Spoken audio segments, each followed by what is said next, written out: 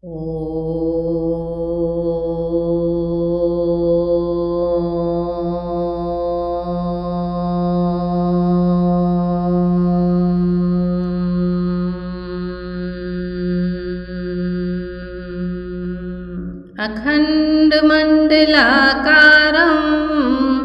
व्याप्तं येन चराचरं तत्पदं दर्शितं येन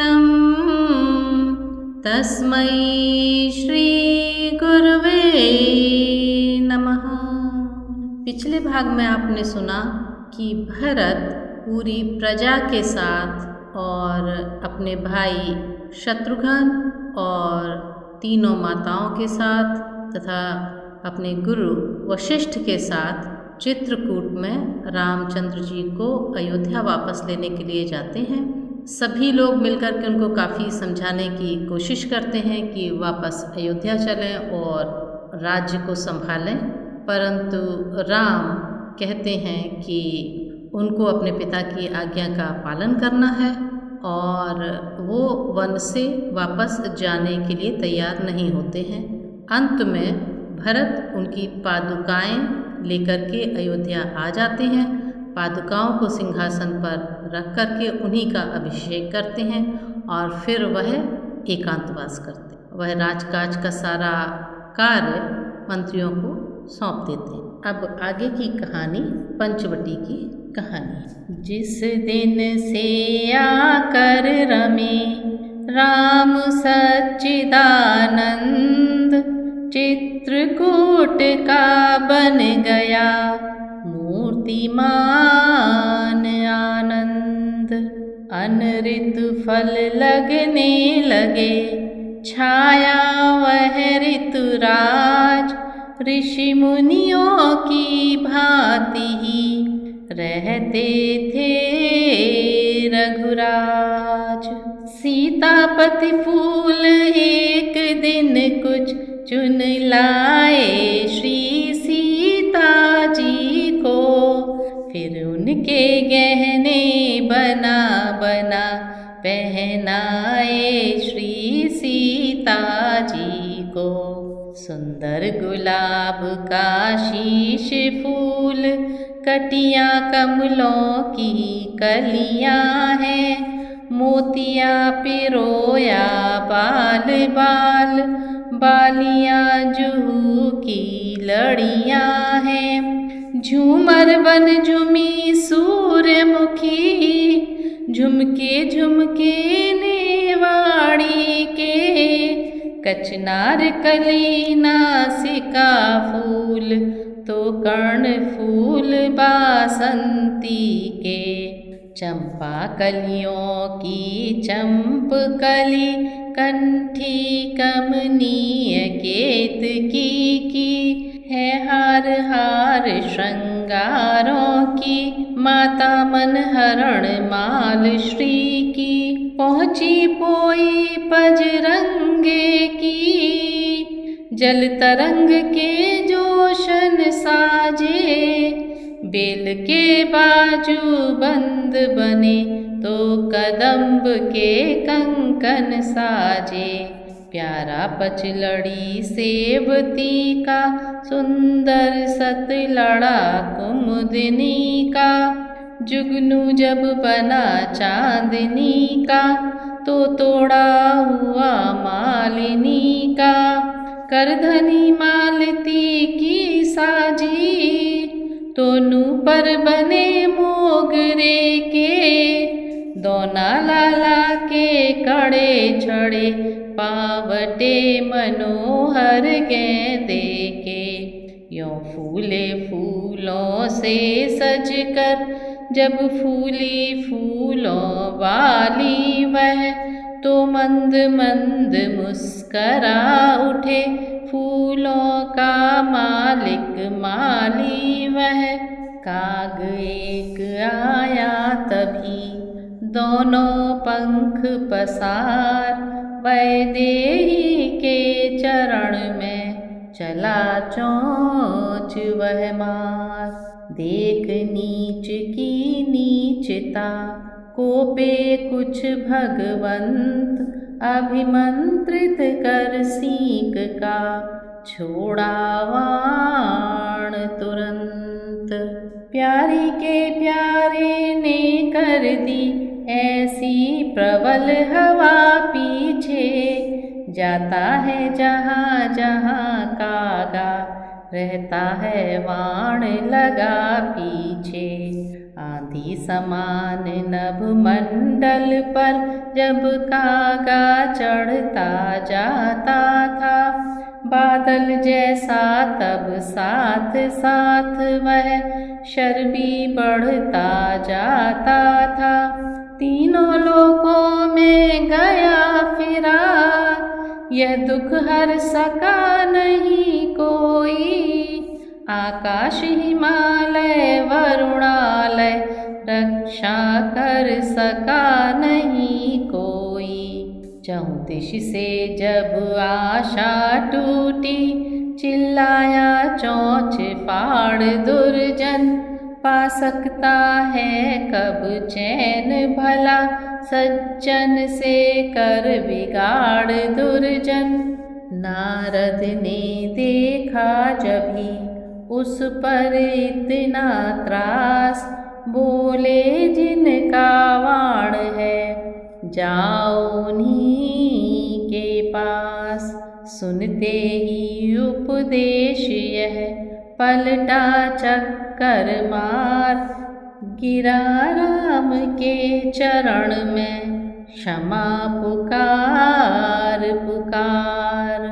कृपा दृष्टि से नाथ ने हर ली उसकी व्याध, एक नयन ही फोड़ कर क्षमा किया अपराध। यह इंद्र कुमार जयंता था, आया था राम परीक्षा को। दुर्मति के कारण आँख गई शिक्षा, यह मिली सर्वदा को।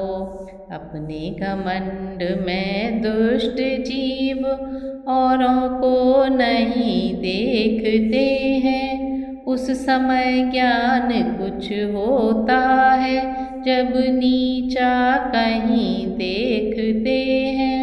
इस पर भी वे अच्छे हैं जो ठोकर खा तुरंत संभलते हैं कर्महीन जो गिर कर भी अपने को नहीं बदलते हैं। चित्रकूट में मुदित मन रहते थे असुरारी, प्रायः मिलने के लिए आते थे नर नारी। धीरे धीरे बस गए कई वहाँ पर ग्राम, छोड़ दिया रघुनाथ ने तब वह प्यारा धाम। एक जगह रहते नहीं बंध कर संत समीर, निर्मल कहलाता वही बहता है जो नीर। 5 कोस उस दिवस चल ठहर गए श्री राम, अत्रि आश्रम में किया उस संध्या विश्राम। अनसुया ने सिया को देकर आशीर्वाद, विमल दिव्य भूषण वसन पहनाए सहलाद। बोली सज गए यह गहने अपनी ठौर, किंतु नारी के लिए हैं सच्चे भूषण और। क्या रखा है इन चमकदार कटियों पटियों में झूमर में, है शीश फूल जो यह सिर का सिर झुके बड़ों के आदर में। पति धर्म श्रवण हो श्रवणों से, यह श्रवण फूल अति उज्ज्वल है। बेंदी है तेज भाल का तो लज्जा आँखों का काजल है। शुद्धता नासिका की बेसर, दांतों की चोब स्वच्छता है। इंद्रिया जीतने ही कारक मुख और कपोल लालिमा है। भुजबंद भुजाओं के यह है, स्वाभाविक पुष्ट भुजाएं हों। अंगुली के मुद्रिया छल्ले अनगिनती शिल्प कलाएं हों। जिन हाथों के प्यारे भूषण चक्का चरखा सिलबट ना है, उनके आगे क्या चीज भला हथ फूल आरसी कंगना है। जो हाथ दास बन कर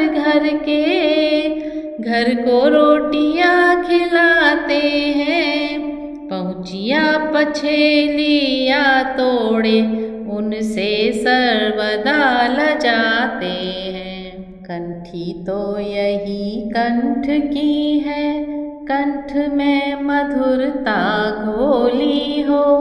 मुख का मीठा तांबूल यही रस वाली मीठी बोली हो। होर पर श्रद्धा का जुगनू, मणिमाला सावधानता की। सत्यता हार चंदर सेनी, तो चंपा कली धीरता की। पति प्रियता का 9 लखा हार, गर्दन पर और हृदय पर हो। पतिव्रत ब्रह्मचर्य व्रत की काटी पर कोधनी मनोहर हो। पति आज्ञा में जम जाए पाँव, यह लच्छे छड़े पाँव के हैं। सतपथ पर चलते रहे पाँव, यह बिछुए कड़े पाँव के हैं। तन पर सौभाग्यशीलता की साड़ी चोली जब शोभित हो, तब देख देख उस नारी को देवियाँ स्वर्ग की लज्जित हो। यह है नारी जाति के भूषण और श्रृंगार, होती है प्रकृति भी देख जिन्हें बलिहार। पर ऐसे श्रृंगार को नहीं सभी का चाव, त्याग है नारियों का अब ऊपरी दिखाव। मांगे पूरी होने पर भी जाति नाथ तय रोने की। बन जाए हाथ के ठोस कड़े, तो तगड़ी लाओ सोने की। पति चाहे श्रम करते करते मर जाए या बीमार रहे, पर नारी यही चाहती है ड्योढ़ी पर खड़ा सुनार रहे। साड़ी महीन हो रेशमीन, पहनावा ऐसा रुचता है। निर्लज्ज को इतनी लाज नहीं, तन अर्धनग्न सा रहता है। उठते जाते हैं धरती से श्रृंगार सभ्य महिलाओं के, बढ़ते जाते हैं घर घर में सारे सजाव गणिकाओं के। ऐसी ही प्रगति रही तो फिर दुर्गति होगी अबलाओं की। जो जात शिरोमणि अब तक है, जूती कहलाए पाँवों की। पति की बैठक भले ही हो छोटी चौपाल, पर नारी को चाहिए सुंदर भवन विशाल। बढ़िया से रंग महल में हो, मखमली बिछौने बिछे हुए। दर्पण हो, चित्रकारियाँ हो, गुलदस्ते भी हों सजे हुए। तांबूल इत्र के डिब्बे भी चौकी के ऊपर साजे हों। क्रीड़ा को तोते मैना हो, जी बहलाने को बाजे हों। ऐसे ठाटों से बन ठन कर मन में सुख पाती है नारी। सज्जित अपने को देख देख फूली न समाती है नारी। उस समय मुस्करा देती है जब बाहर से पति आता है। बस इतनी ही सेवा पूजा पतिव्रत धर्म कहता है। सिया न देती हूँ तुम्हें शिक्षा में लवलेश, नारी जाति को कर रही इसी भांति उपदेश।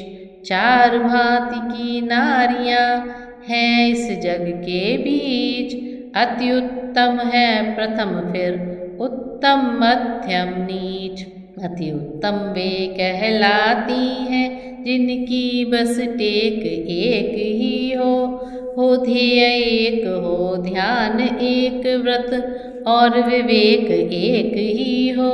जो समझ रही हो यह मन में दूसरा न इष्ट कहीं कोई, मेरे पति के अतिरिक्त और दुनिया में पुरुष नहीं कोई।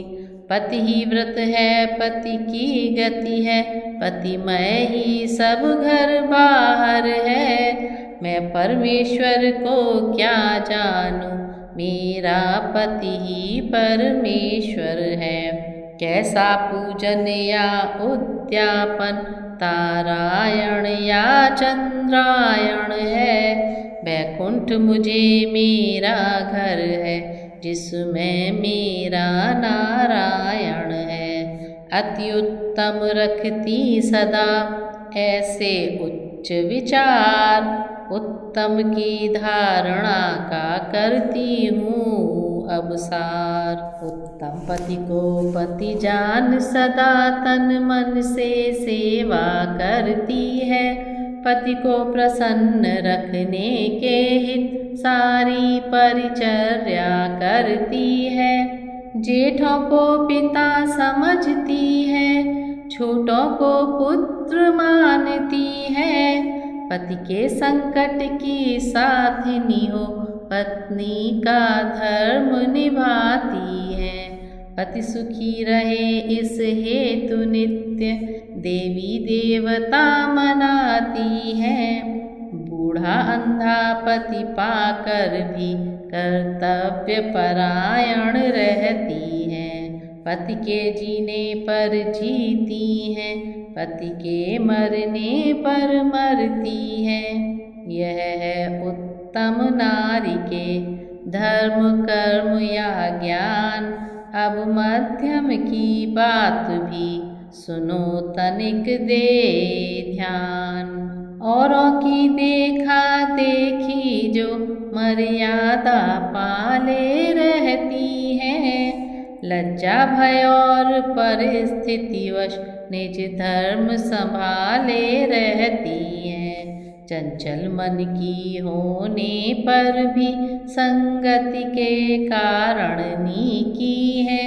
ऐसे आचरणों की नारी जग में मध्यम श्रेणी की है। इससे नीची नारी जो वह निकृष्ट जग बीच, जाति वर्ण कुल जन्म को कलंकित करती नीच। नारी का पति वंचक होना दोनों ही जग बिगाड़ना है।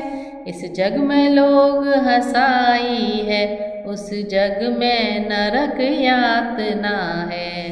व्यभिचारण को इस पृथ्वी पर कहता है भला नहीं कोई, परलोकों में भी ऐसी को करता है क्षमा नहीं कोई।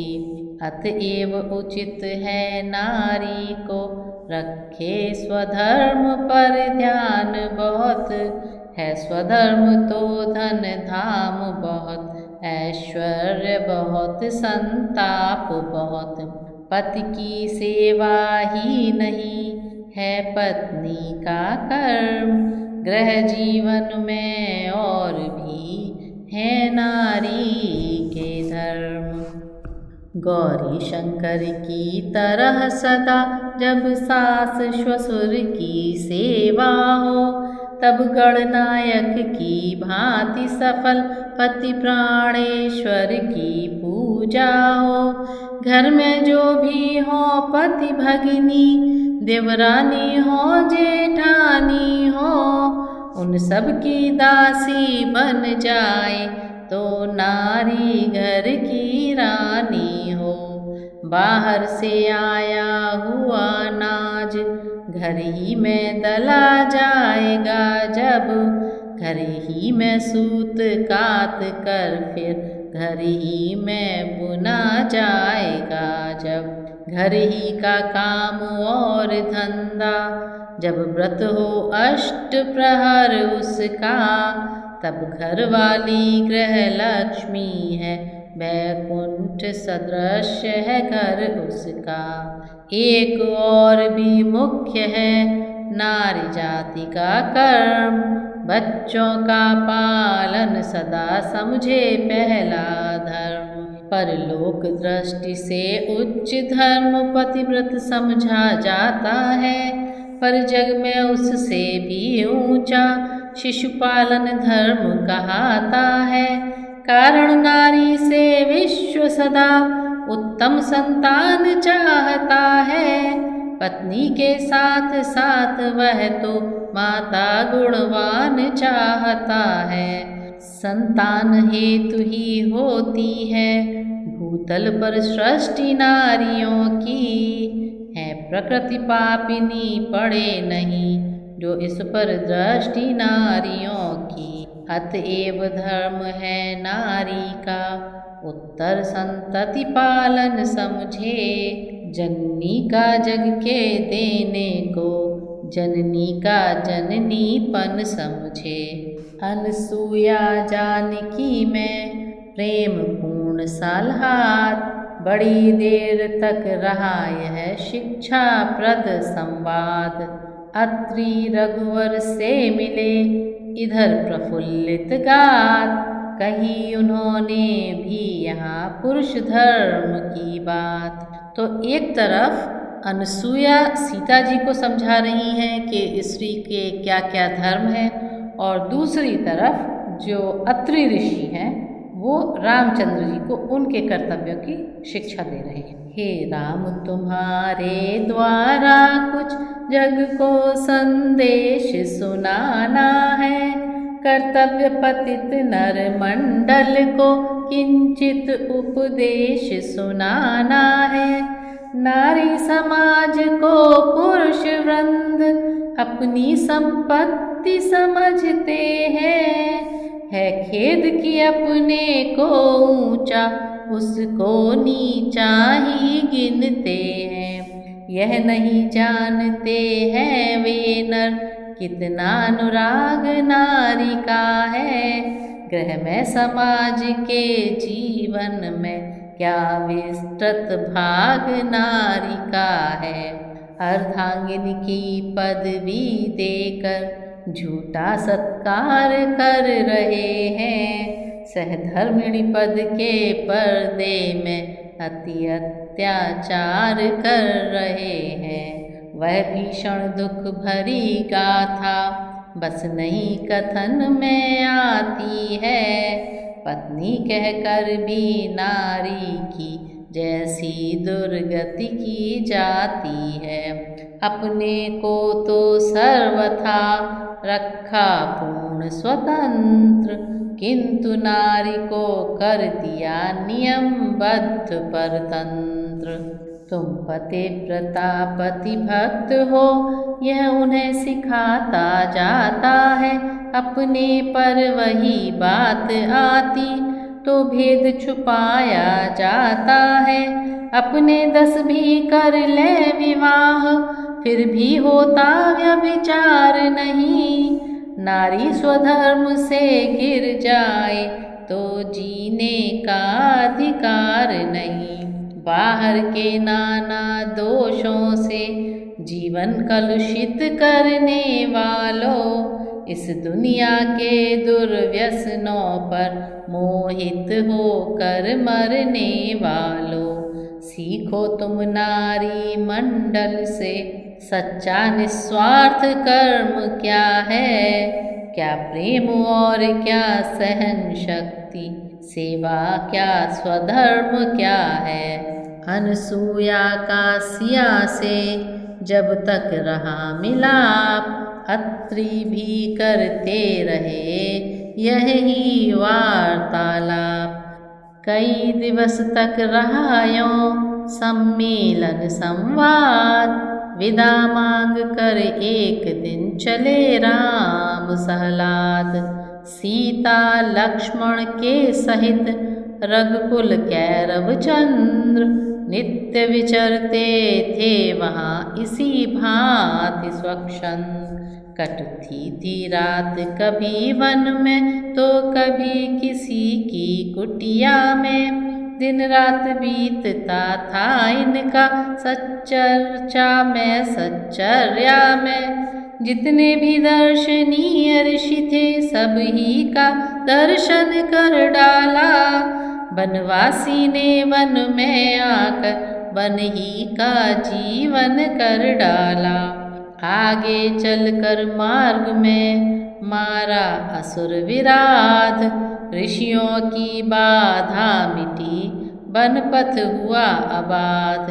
तब जाकर शरभंग से मिले सच्चिदानंद, मानो पास मुमुक्ष के पहुँचा ब्रह्मानंद। वर्षा में साध हुई पूरी, अब लंब नाभ जन छोड़ेगा। जीवन जिसके कारण रखा उस पर ही जीवन तोड़ेगा। सब अपने जी की कह डाली अंतिम प्रणाम कहते कहते, श्री राम धाम ही गया भक्त श्री राम राम कहते कहते। प्रभु छवि पर जो वार दे प्राण पतंग समान, उस प्रेमी के प्रेम का हो किस भांति बखान। जन का गुण गाते हुए चले राम रघुराय, साथ साथ भगवान के था ऋषि मुनि समुदाय।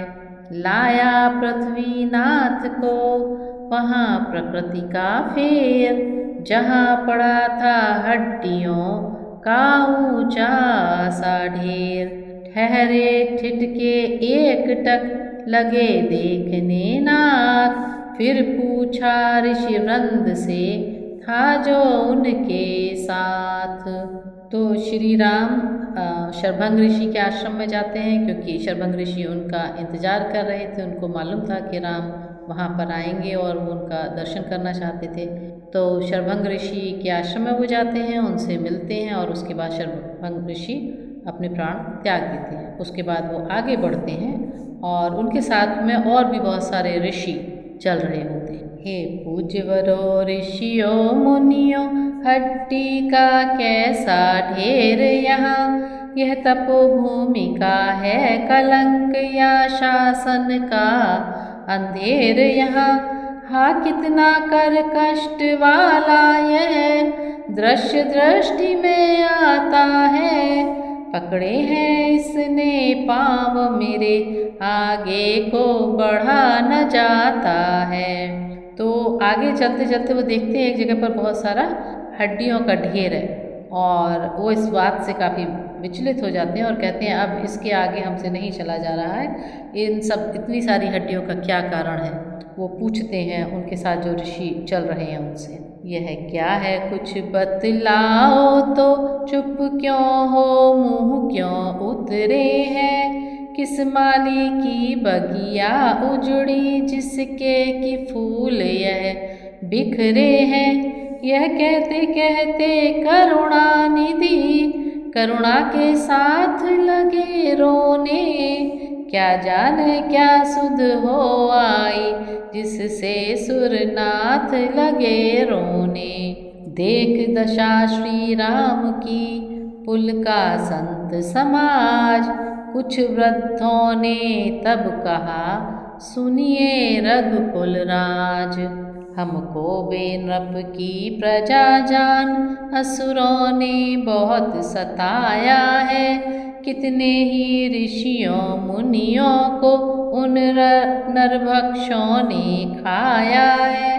जो भोजन बने राक्षसों के, उनकी हड्डियाँ पड़ी हैं ये। पत्ते तो वे शिशु चबा गए, सूखी टहनियाँ पड़ी हैं यह। चुपचाप बाट में है उसकी, जो अन्यायी से बदला ले। पर मिला न ऐसा वीर कोई, जो ब्यौरा अगला पिछला ले। ये फूल है जिसकी बगिया के, वह माली शायद सोता है। उसकी ही लापरवाही से अन्याय बाग में होता है। तो जो ऋषि मुनि उनके साथ चल रहे थे, वो बताते हैं कि ये राक्षसों ने अत्याचार किया है और यहाँ पर जो ऋषि लोग रहते थे उनको बहुत दुख पहुँचाया है, कष्ट पहुँचाया है और उनको अपना भोजन बना लिया और उन्हीं की ये हड्डियाँ यहाँ पर पड़ी हुई है बची। करुण कहानी पड़ी जब करुणानिधि के कान, क्यों आए हैं जगत में आया इसका ध्यान। पालन करने में पुत्र धर्म इस धराधाम को भूल गए। अवतार लिया किसके कारण, उस बड़े काम को भूल गए। पर नहीं प्रकृति कब छोड़ेगी, उसने यो याद दिला ही दी। भूतल पर भूतल के पति की निद्रा इस भांति छुड़ा ही दी। संभल जाए अब जड़ जगत, राक्षस दल विकराल। संभला है इस समय वह जग की जिसे संभाल। शांति सिंधु में आ गया जभी भयानक ज्वार। फड़क उठी दोनों भुजा, नेत्र हुआ अंगार। गो ब्राह्मण रक्षक गरज उठे, ऋषि मुनि दल सुने प्रतिज्ञा यह। पाताल सुने भूलोक सुने, नभ मंडल सुने प्रतिज्ञा यह। मैं हाथ उठा कर कहता हूँ, अब से है यही काम मेरा। पृथ्वी को निश्चरहीन करूँ, जब दशरथ सुवन नाम मेरा। प्रणत पाल ने प्रण किया जभी उठा कर हाथ। इधर देवगण उधर मुनि बोले जय श्रीनाथ। आगे भक्त सुतीक्षण से भेंटे श्री भगवान। अमित प्रेम अवलोक किए अविरल भक्ति प्रदान। वहीं महर्षि अगस्त्य से मिले कृपा के धाम। पूछा रहने के लिए वन में कोई ठाम। ऋषि अगस्त्य ने उस समय समझ राम का भाव। पंचवटी के वास का रखा प्रिय प्रस्ताव। तब मुनिवर से ले विदा लखन सिया के साथ। पंचवटी में कुटी रच ठहरे श्री रघुनाथ। बहती थी गोदावरी करती हुई किलोल। बोल रहे थे वनों में पक्षी गण मृदु बोल। तो रामचंद्र जी ने प्रतिज्ञा की कि अब वो इस पृथ्वी को पूरी तरह से राक्षसों से विहीन कर देंगे। सब राक्षसों का वो अब वध करके ही आगे बढ़ेंगे। और इसलिए वह फिर पंचवटी में अगस्त ऋषि के सुझाव से रहने लग जाते हैं। बट बिल्ब रसाल कदल पीपल, उनसे चहुओर सटी थी वह कोमल विशाल वन पत्तों से परिपूर्ण पुरी पटी थी वह। बेलों या लताओं वितानों में बन देवी सील लिपटी थी वह, सचमुच ही हो बसंत रानी, पुष्पों से लदी डटी थी वह। तो पंचवटी बहुत सुंदर थी, बता रहे हैं। प्राकृतिक साज श्रृंगारों से जगमग थी और जटी थी वह, उस बन की नाटकशाला में कवि की नायिका नटी थी वह। त्रिभुवन की शोभा को लेकर दंडक वन में प्रकटी थी वह, वारी जिस पर बैकुंठ स्वर्ग, ऐसी प्रिय पंचवटी थी वह। राम धाम ऐसा बना सुंदरता का धाम, पंचों में पावन हुआ पंचवटी का नाम।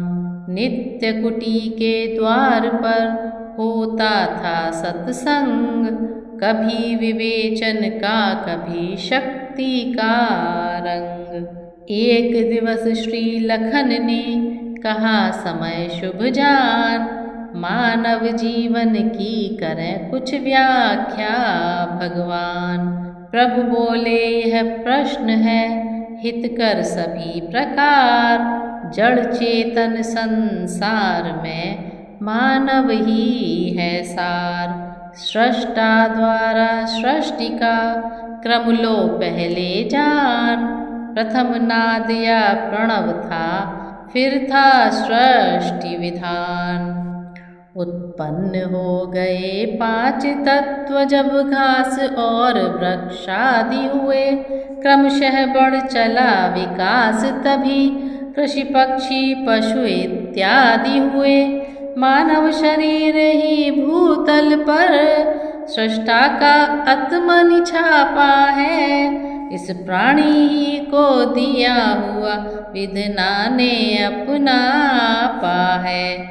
पशु पक्षी भोग शयन विचरण लड़ने खाने में रहते हैं, जिनमें है अधिक विचार शक्ति उनको ही मानव कहते हैं। पशु पक्षी का दल मानव पर अधिकार नहीं कर सकता है, मानव का दल पशु पक्षी क्या सब जग पर शासन करता है। यद्यपि मानव के तन में भी पशुओं वाले गुण सारे हैं, पर इसमें अपने जो गुण हैं वह उन जीवों से न्यारे हैं। वे केवल भोग जानते हैं, जानते शयन भी विचरण भी, यह इंद्रिय जित संयम रत हो कर सकता बड़ा हितकरण भी। वे हिंसा त्याग नहीं सकते, इसमें है छुपी अहिंसा भी। भोजन तक ही जीवन उसका, इसमें उपवास साधना भी। पशुओं के गुण के साथ साथ अपने गुण जब मानव में है, तो चुने विचार शक्ति से वह क्या उसकी त्याज्य वस्तुएं हैं। संपूर्ण चराचर जगती में जितने पदार्थ भी निर्मित हैं, सबका आधार एक ही है, इस कारण सब संबंधित हैं। मानव यह धर्म समझते तो फिर नहीं परस्पर भेद रहे, मिलजुल कर जग में कार्य करें तो कहीं न कोई खेद रहे। पर ऐसा कहाँ हो रहा है, नर नर से पशुवत लड़ता है, होकर मदांत निज स्वार्थ हेतु अपनों से आप झगड़ता है। बढ़ती है तभी विचार शक्ति जब सहन शक्ति भी हो भाई, मिलती है तभी शांति सच्ची जब विश्व भक्ति भी हो भाई। ईर्षा कंचन कामिनी मान और अधिकार, नर का करते हैं पतन यही पंच विकार। इनसे ही बचने को जग में सब समुचित साधन होते हैं। राजागण नियम बनाते हैं, संतों के प्रवचन होते हैं। फिर भी समाज उच्छृंखल हो, तम पथ में जब बढ़ जाता है, तो खलदल के श्रृंगार हेतु नरवन नारायण आता है। यही होता आया अब तक, यही हो रहा आज भी है, पर नहीं जागता नर समाज, गहरा सो रहा आज भी है। सृष्टा तक को यह चिंता है, कब सृष्टि बनेगी हर्षमयी, पुरुषार्थमयी परमार्थमयी, उत्साहमयी उत्कर्षमयी। रचना ही में रच गए पुरुष प्रकृति के रूप, नर अनुपम है सृष्टि में, तो है नारी अनूप। नर के निमित्त होने में तो अत्यधिक पुरुष की छाया है, नारी की रचना में परंतु अत्यंत प्रकृति की माया है। यह सच है नर नारी ही से सृष्टा की सृष्टि बन रही है, पर यह भी सच है इनसे ही घर घर में रार ठन रही है। अपने ही घर देख लो नारी का षड्यंत्र, नरपति तक को खा गया दासी का वह यंत्र। यद्यपि आज्ञाकारी सुत का हम पूरा कर्म कर रहे हैं, अग्रज यानुज एक होकर पालन निज धर्म कर रहे हैं। उस ओर भरत भी त्यागी बन जीवन एकांत बिताते हैं, शत्रुघ्न भी उनकी सेवा में अपना कर्तव्य निभाते हैं। चारों में किसका पथ कैसा यह विद्वज्जन ही जान रहे हैं, निज निज पथ पर पगधारी हम तो इतना ही मान रहे। फिर भी अपने आचरणों से हम कुछ दिखलाएंगे जग को, जीवन है यही बढ़ो आगे, यह टेर सुनाएंगे जग को। शाश्वत सुख पाने का जग में हे भाई जतन एक ही है, सच्चाई पर आरूढ़ रहो अपना तो कथन एक ही है। सतत परिश्रम से भरो जग का सुख भंडार, दुर्मति द्वेष दुभांति का कर डालो संगार। मानव के बच्चे बच्चे में भर दो इस सुधा मधुरता को, कह दो यह उनसे बार बार पालें सब समय सत्यता को। सत को समझे चैतन्य रहे, आनंद वही जन पाता है, सच्चिदानंद के पद में भी पहले तो सत ही आता है। अतएव मनुष्यों के मन जो सत ही पर दृढ़ रहना सीखो, अपना अपना छोड़ो भाई, औरों का दुख हरना सीखो। संतोषशील मर्याद सहित नैतिक बल नित्य बढ़ाओ तुम, संयम पर सदा अटल रहकर ऊंचे उठते ही जाओ तुम। निश्चय ही सिद्धि प्राप्त होगी, जय सम्मुख आन पड़ी होगी। तुम सत्य स्वरूप स्वयं होगे, चरणों में मोक्ष पड़ी होगी। धर्म कर्म की बात यों होती नित्य सहर्ष, इस प्रकार आनंद में बीते 12 वर्ष, लगा 13वां वर्ष तब करने 13 होनी होती है अमिट इसमें मेघ नमीन। रावण की भगिनी सूर्पणखा आई उस ठौर घूमने को, मानो प्रणवीर निकट पहुँची असुरों की आयु जूझने को। दीपक पर धाता है पतंग, बल बल जाता है जलता है, लेकिन दिन में दिवाकर पर होकर बलिहार लपकता है।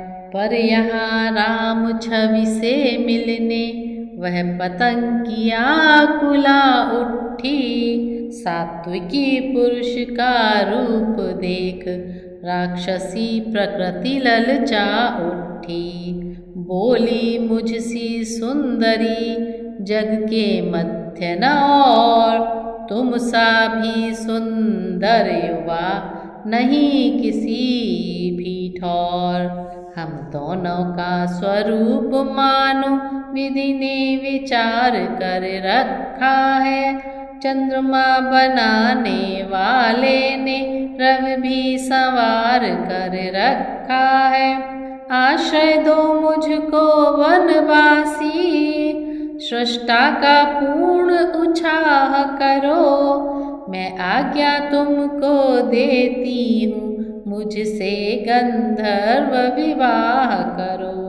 सीता का इस सोच से हृदय हुआ कुछ चूर्ण, चंद्र सूर्य मिल गए तो यहाँ अमावस पूर्ण। इधर भूमि को देख कर बोले सीताराम, क्षमा करो हे कामिनी ना हो हमारे साथ। हम कुंवारे नहीं विवाहित हैं, फिर एक नारी व्रत रखते हैं। अपनी को छोड़ अन्य सबको माता और बहन समझते हैं। अतएव तुम्हारी यह आज्ञा पालन कर सकते कभी नहीं। हम आर्य पुरुष हैं, आर्य धर्म खंडन कर सकते कभी नहीं। सुने पिशाचिन ने जभी ऐसे रूखे बैन, हटी उधर से तब पड़े लखन लाल पर नैन। लक्ष्मण से बोली मुझे देख क्यों मंद मंद तुम हंसते हो, वे तो है ब्याहे हुए किंतु तुम कुंवारे अभी दिखते हो। अच्छा तुम उनकी तरह मुझे उत्तर देना खुरखुरा नहीं। तुम बने बनो मैं बनी बनूं, यह जोड़ा भी कुछ बुरा नहीं। लक्ष्मण का तो सदा से था कुछ उग्र स्वभाव, असहनीय इनको हुआ असुरा का वर्ताव। बोले यह बातें करते में तुझको कुछ लाज न आती है, मुख से यह कहने के पहले पापिन क्यों मर नहीं जाती है। जीवन में हमने प्रथम बार इतनी निर्लज्ज देखी लड़की, है दिवस आज का बड़ा अशुभ, सम्मुख आई ऐसी लड़की। हे कुल कलंकिनी पिशाचिनी, यदि हुआ विवाह नहीं तेरा, तो अपने संरक्षण से कह वह कर दे ठौर कहीं तेरा। है आर्य विवाह धर्म साधन, सट्टा मत समझ हाट का यह, आनंद भोग इसका न लक्ष्य, पथ है कर्तव्य घाट का यह। यदि ब्याह हो चुका है तेरा, तो जा निज पति की सेवा कर, वह ही आराध्य देवता है, उससे ही सुख की आशा कर। वैधव्य अवस्था में हो तो निज पति की वैरागिनी बन जा। कुल जाति देश की सेवा को बस सच्ची सन्यासिन बन जा। बहनों का अपनी कर सुधार, यह पथ है तेरी शुभ गति का। संसार मध्य दृढ़ करके संस्मारक अपने प्रिय पति का। इस भांति व्यर्थ फिर इधर उधर क्यों अपने लिए लजाती है।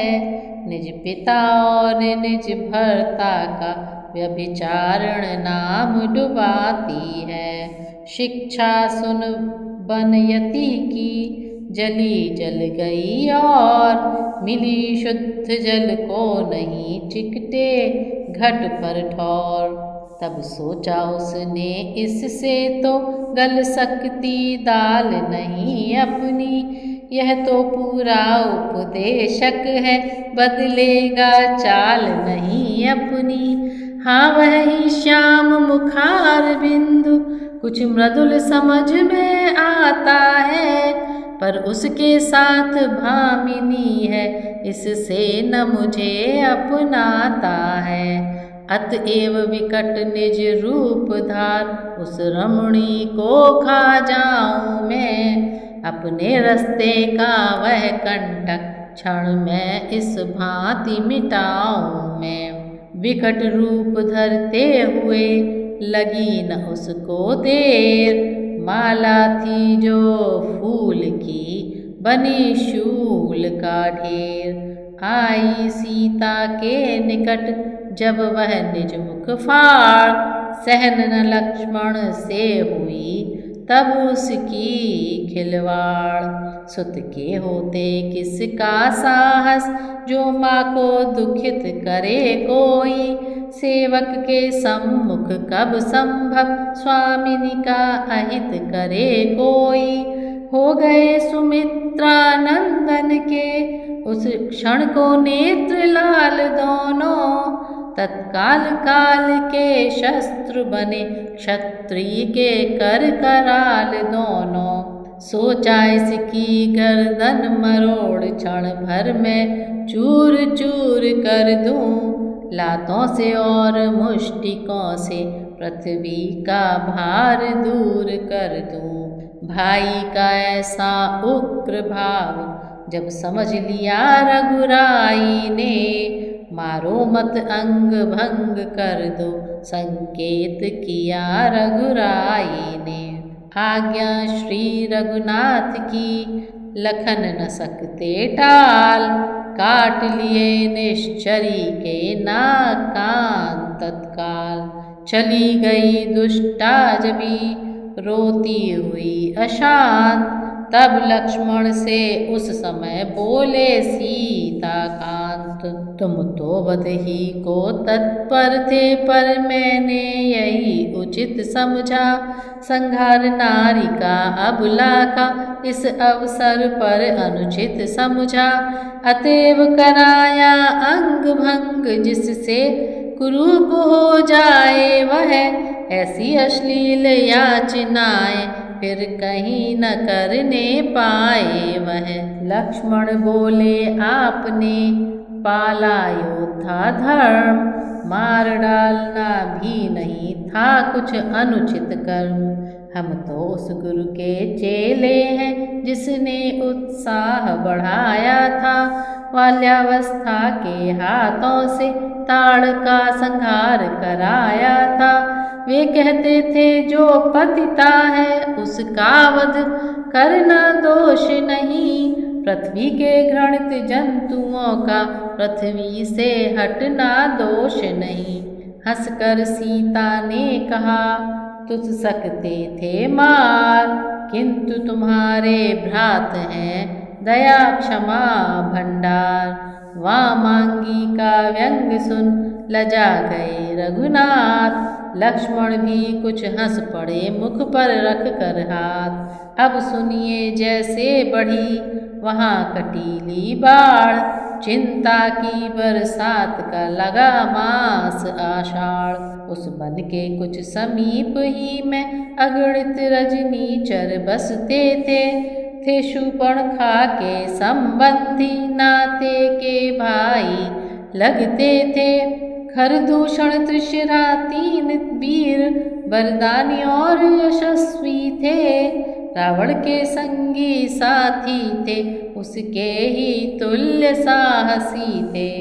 उनके समीप जा रोई जब वह पिशाचिनी व्याकुल होकर, वे लड़ने आए रघुवर से कुल सहित इकट्ठे कुल होकर। लड़ने को तो आ गए, लड़ न सके रणवीर, नयन लड़े जब राम से हुए अशक्त शरीर। आगे बढ़कर ने कहा, सुन सांवले कुमार, तुझको मल पर करें हम कैसे शस्त्र प्रहार। कोई सेनाधारी हो तो रण कौशल भी दिखलाएं हम, छोटी सी धनु ही बाले पर क्या अपनी गदा उठाएं हम। अतएव छोड़ दो दंडक वन, इस पंचवटी से जाओ तुम, है यही दंड पर्याप्त तुम्हें, अपनी पत्नी दे जाओ तुम। प्रभु बोले लौटो तुम्ही, है जब निर्बल पाँव, बातों से जीता नहीं जाता रण का दांव। यह सुनकर आगे बढ़ा सारा असुर समाज, धनुष बाण लेकर उठे इधर राम रघुराज। 14 सहस्र रजनीचर थे, रघुकुल के नाथ अकेले थे। लीलाधर अपना खेल यहाँ कुछ प्रकट रूप में खेले थे। लक्ष्मण को तो वन में छोड़ा, श्री सीता जी की रक्षा में। कोदंड प्रचंड चढ़ा अपना, डट गए राम इस लीला में। दुष्टों की छाती छलनी सी कर डाली, छेद छेद कर ही, शर्थे या बिजली के टुकड़े आतेर पुशीष छेद कर ही। इसी समय रघुनाथ को आया उसका ध्यान, ढेर हड्डियों का निरख प्रण जो किया महान। मानो उस परम प्रतिज्ञा को आज ही पूर्ण कर डालेंगे, मंत्रों द्वारा शर छोड़ छोड़, शर कहते हैं वाणों को, मंत्रों द्वारा शर छोड़ छोड़ सब भूमि भार हर डालेंगे। रण नहीं तेज यह रवि का था, जिससे तम हटता जाता था। असुरों का 14 सहस कटक काई सा फटता जाता था। जाए न भाग ऐसा 14 बाणों ने घेरा डाल दिया। छाती छेदी सिर छिन्न किए, आँखों से प्राण निकाल लिया। रण से उन तीनों की आंधी जब उतर गई तो क्या देखा, वह युद्ध स्थल वह समर स्थल मृतकों से पटा हुआ देखा। खरदूषण त्रिशिरादि सब पड़े हुए थे मौन, विश्वम्भर से बैर कर जय पा सकता कौन। इसी समय सीता सहित आए लक्ष्मण लाल, सुमन वृष्टि कर देवगण बोल उठे तत्काल। हे जन दुखहारी अवतारी, है पार न शक्ति तुम्हारी का।